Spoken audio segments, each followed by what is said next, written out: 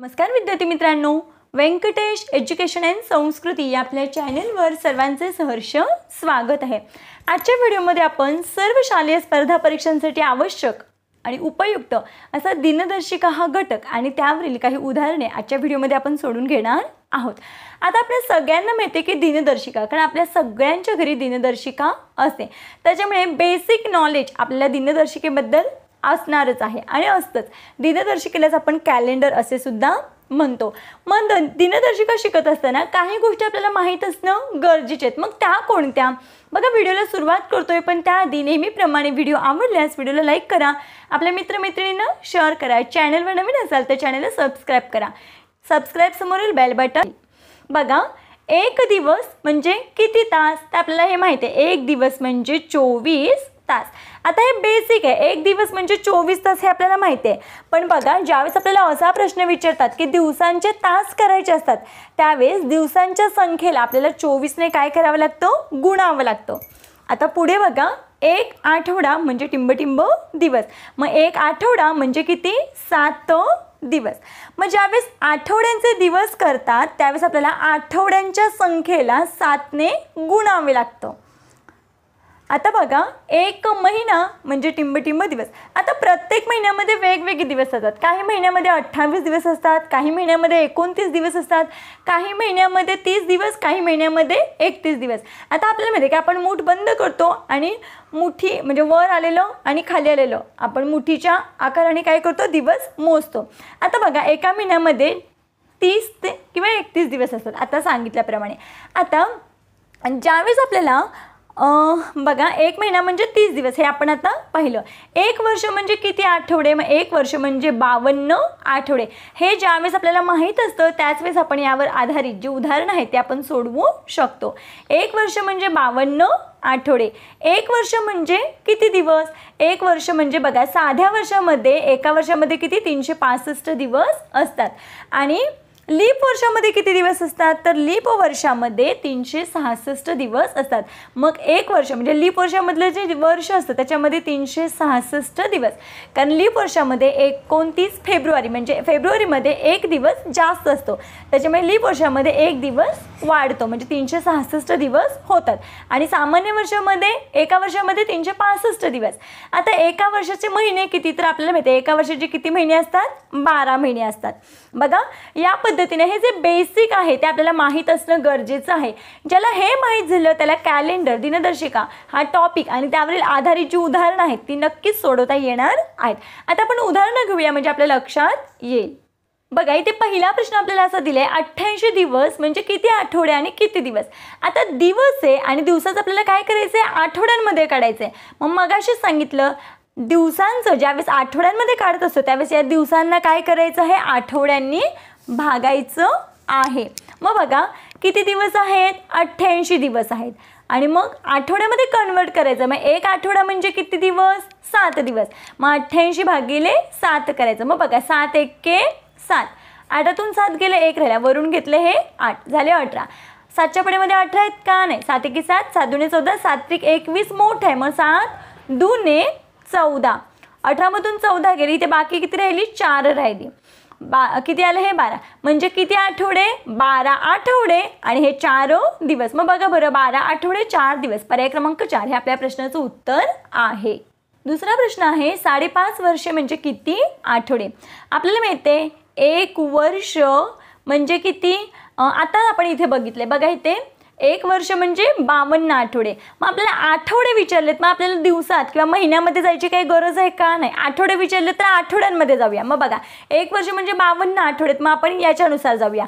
एका वर्षामध्ये जर 52 आठवडे असतील तर 5.5 वर्ष म्हणजे किती? 5.5 वर्ष म्हणजे 5 वर्ष आणि वर 6 महिने, बरोबर आहेत।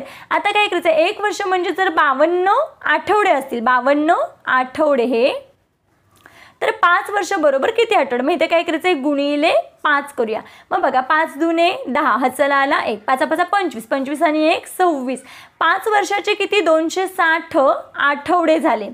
आता आपल्याला काय सांगितले 5.5 वर्षाचे म्हणजे वरचे 6 महिने अजून बाकी आहेत, 6 महिने बाकी आहेत। हे 5 वर्षाचं काढलं, मग 6 महिने मला सांगा एका वर्षामध्ये जर 52 आठवडे तर 6 महिने म्हणजे अर्धा वर्ष होतं हो की नाही। मग काय करायचं ते 52 भागिले 2, मग 52ला आपण जर 2 ने भागलं तर किती होतात 26, कारण आपल्याला माहिती आहे 26 दुने 52, मग हे 260, 5 वर्षाचे 260 आठवडे आणि हे 6 महिन्यांचे 26 आठवडे यांची आपण काय करूया बेरीज करूया। 0 अधिक 6 6, 6 आणि 2 8 आणि हे 2 2, मग किती आलं उत्तर 286। बघा बरं पर्याय आहे का 286, तर हो आहे, पर्याय क्रमांक 2 मध्ये 286 आहे, म्हणजेच 5.5 वर्ष म्हणजे 286 आठवडे। पर्याय क्रमांक 2 हे आपल्या प्रश्नाचं उत्तर आहे। पुढचा प्रश्न बघूया, 725 तास म्हणजे किती दिवस आणि किती तास विचारले। आता 725 तास, 725 म्हणजे किती 725 तास, 725 म्हणजे 725 तास। आता आपल्याला दिवस विचारलेत आणि तास विचारलेत, मग आपल्याला माहिती आहे एका दिवसाचे तास किती असतात, कारण आता आपल्याला तासांचं दिवसामध्ये कन्वर्ट करायचं आहे। मग आपल्याला काय करायचं आहे या 725 म्हणजे या 725 तासांना दिवसाचे किती तास आहेत त्यांनी भागूया। मग बघा हे 725 आहेत, एक दिवस एका दिवसाचे तास असतात 24, एक दिवस म्हणजे 24 तास। मग काय करायचं इथे 725 म्हणजे 725 तास, मग या 725 तासांना 24 ने काय करायचं आहे भागायचं आहे। मग आपल्याला माहिती आहे आपला 24चा पडा 5च आहे, 24 त्रिक 72, 2 2 गेले 0, 7 7 गेले 0, वरून घेतला हा 5। आता वरून ज्यावेळेस आपण संख्या घेतो त्यावेळेस आपण शून्याचा भाग लावतो, कारण 24च्या पड्यामध्ये 5 काही नाही आहेत, मग 24 0 0, 5तून 0 गेले राहिले किती 5, मग हे काय वर आलेले आहेत ते आठवडे, म्हणजे किती आलं उत्तर आपलं सॉरी आठवडे नाही 30 दिवस आणि तास विचारलेत। मी इथे काय हे 30 दिवस आणि हे उरलेले बाकी आहे ती काय 5 तास, हे आपल्या प्रश्नाचं काय आहे उत्तर आहे। मग असा पर्याय आपल्याला कुठे दिसतोय 30 दिवस 5 तास, पर्याय क्रमांक 4 हे आपल्या प्रश्नाचं उत्तर आहे। 5.5 वर्षाचे किती महिने होतात। आता आपल्याला इथे वर्षाचे महिन्यांमध्ये रूपांतर करायचं आहे। मग आपल्याला माहिती आहे 5.5 वर्ष, बघा हे आपल्याला माहीत असणं गरजेचं आहे। एक वर्ष म्हणजे 12 महिने, एक वर्ष म्हणजे 12 महिने। अर्धा वर्ष म्हणजे 6 महिने। पाव वर्ष म्हणजे 6च्या पण निम्मे म्हणजे अर्ध्या वर्षाचे पण निम्मे म्हणजे किती 3 महिने। आणि पाऊण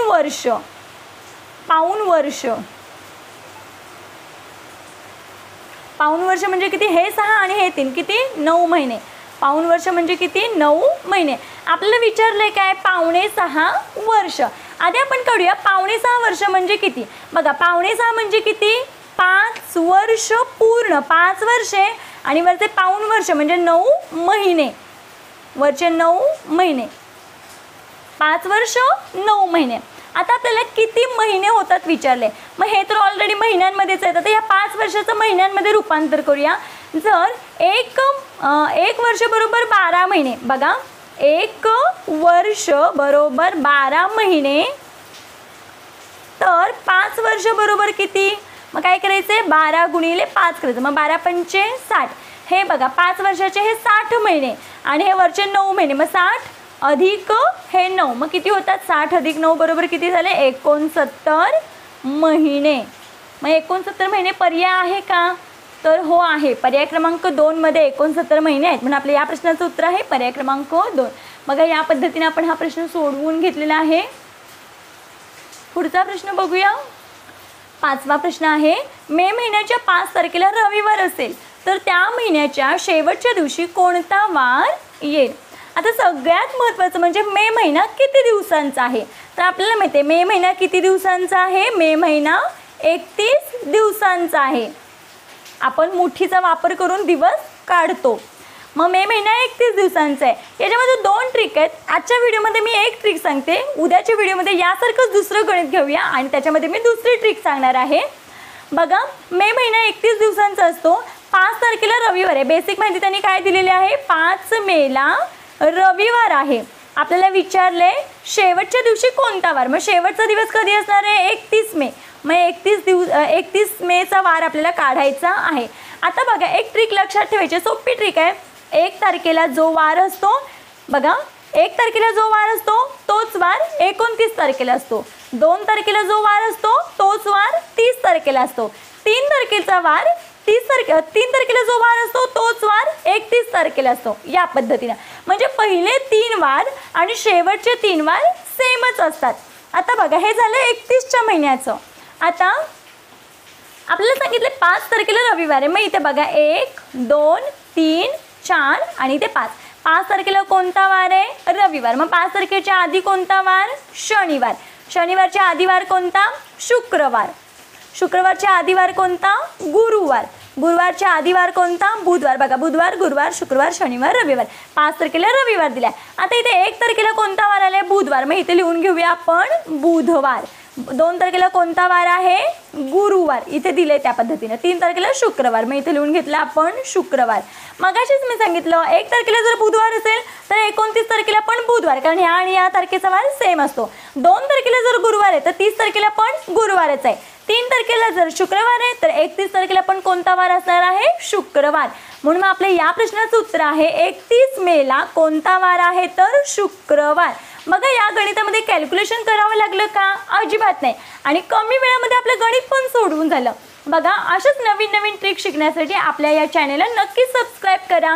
पुढच्या व्हिडिओमध्ये आपण आणखी यावर दिनदर्शिकेवरीलच आणखी काही उदाहरणे सोडवून घेणार आहोत. व्हिडिओ आवडल्यास पटकन व्हिडिओला लाईक करून घ्या. आजचा व्हिडिओ कसा वाटला ते कमेंटमध्ये नक्की सांगा. भेटूया पुढच्या व्हिडिओमध्ये. तोपर्यंत नमस्कार. थँक्यू.